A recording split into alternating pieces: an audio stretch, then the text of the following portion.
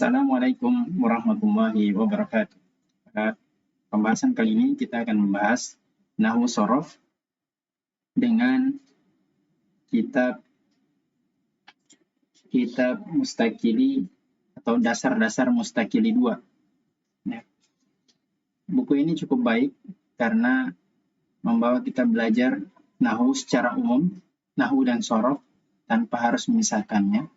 Dan kita belajar dari yang umum dan banyak digunakan terlebih dahulu, kemudian masuk ke bagian yang detail di level-level selanjutnya. Sehingga kita tidak disibukkan dengan atau kebingungan dengan membahas hal-hal yang detail atau yang khusus dalam suatu kajian atau suatu bahasan. Baik, langsung saja kita mulai. Kita ketahui bahwa dalam bahasa Arab ada yang disebut dengan al-kalimah. Al-kalimah artinya kata, ya, dalam bahasa Arab. Ya. Kalimah terbagi menjadi 3. Ismun, fi'lun, harfun. Ismun artinya kata benda, fi'lun artinya kata kerja, dan harfun artinya kata bantu. Di dalam kaidah bahasa Arab, kita cuma mengetahui ada 3 kata. Jadi ini sangat memudahkan bahwa semua susunan yang ada di dalam bahasa Arab itu hanya terdiri dari 3 hal ini. Ya. Kemudian nanti kita akan pelajari mengetahui bahwa kata atau fi'il atau fi'lun itu nanti akan terbagi menjadi 3. Yang pertama fi'il madi, kata kerja lampau. Yang kedua fi'il mudhari, kata kerja sedang atau akan. Yang ketiga adalah fi'il amr, kata kerja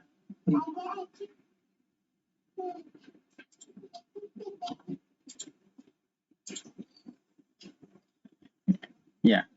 Kemudian setelah kata di dalam bahasa Arab ada yang disebut sebagai al-jumlatu. Al-jumlatu artinya kalimat. Ya. Kalimat dalam bahasa Arab juga terbagi 3. Yang pertama, al-jumlatu ismiyah. Yang kedua, al-jumlatu fi'liyah. Yang ketiga, al-jumlatu zarfiyah. Ya. Walaupun biasanya kita akan menemui di literatur-literatur tertentu mungkin dibagi 2. Namun untuk metode mustakili maka kita membaginya menjadi 3. Jumlatu ismiyah, kalimat yang diawali dengan isim atau kata benda. Kemudian jumlatu fi'liyah, kalimat yang diawali dengan fi'il atau kata kerja. Kemudian jumlatu zarfiyah, kalimat yang diawali dengan harfun atau kata bantu. Ya.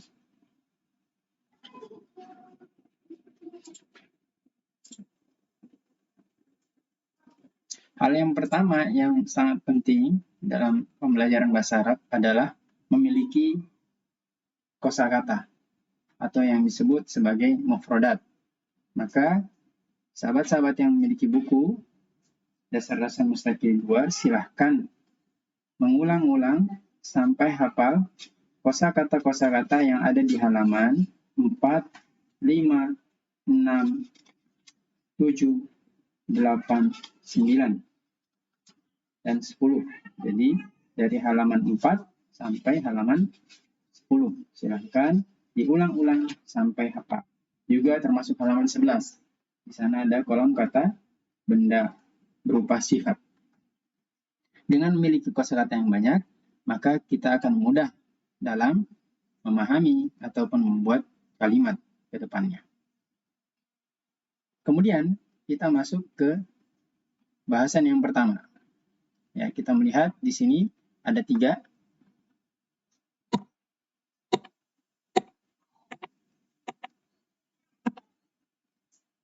Yang pertama tadi ismun, fi'lun, kemudian harfun. Maka pembahasan kita yang pertama adalah pembahasan tentang harfun.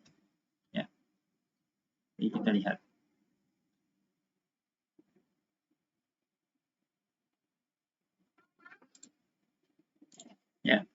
Pertama kita bahas adalah pembahasan harfun. Ya. Harfun atau kata bantu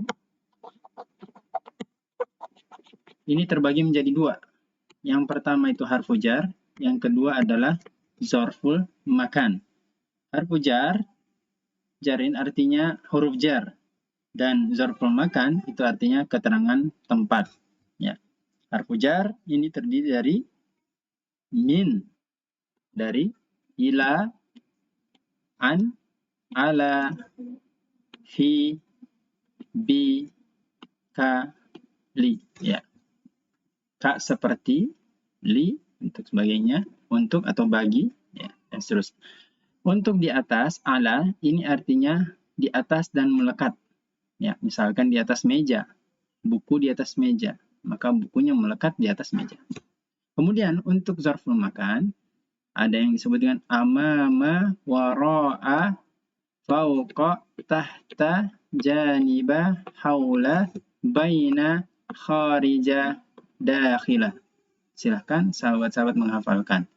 Untuk yang harfu jar, min, ila, an, ala, fi, bi, kali.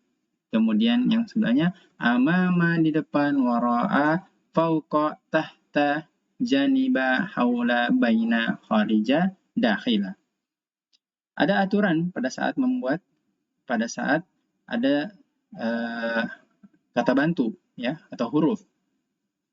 Aturannya adalah seperti ini. Jika ada huruf, setelahnya adalah ismun. Ya. Ismun. Nah, ismun setelahnya harus dibaca i nantinya. Contoh, min dari al-masjidu, masjid.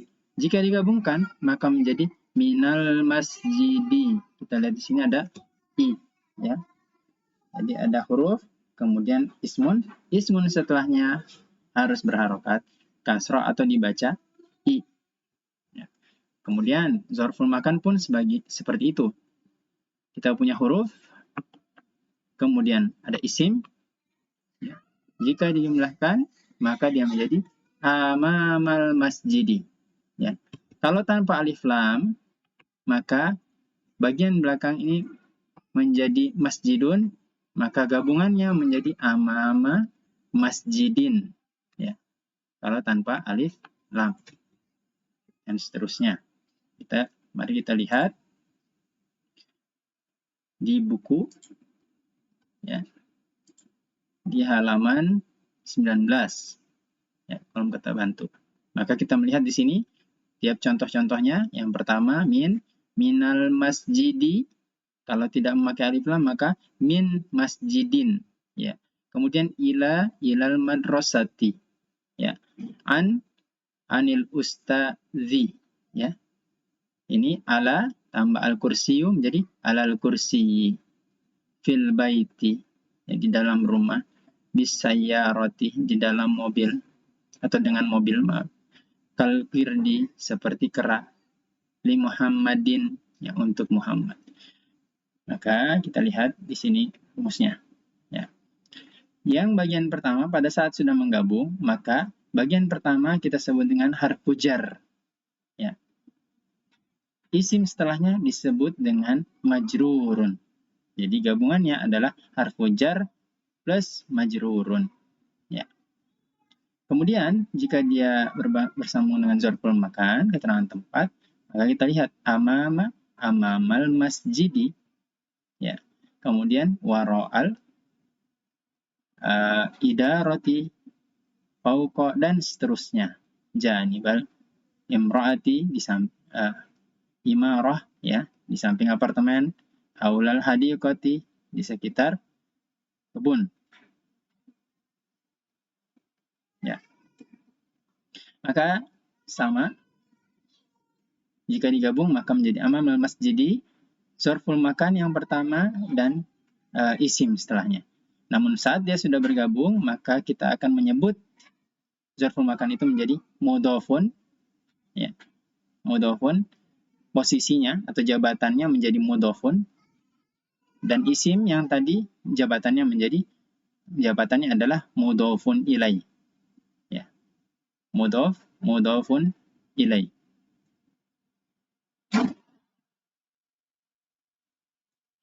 Terima kasih. Assalamualaikum warahmatullahi wabarakatuh.